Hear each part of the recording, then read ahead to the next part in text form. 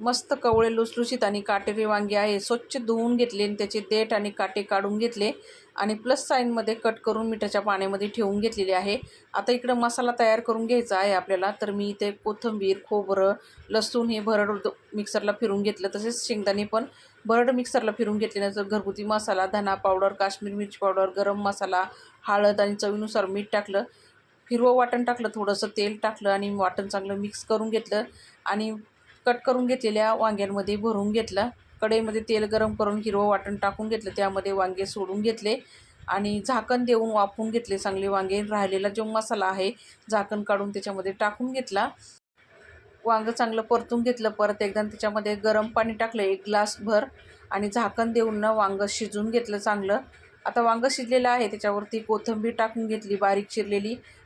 तयार झालं इथं आपलं झणझणीत भरलेलं वांगं. भेटूया पुढच्या व्हिडिओमध्ये. धन्यवाद.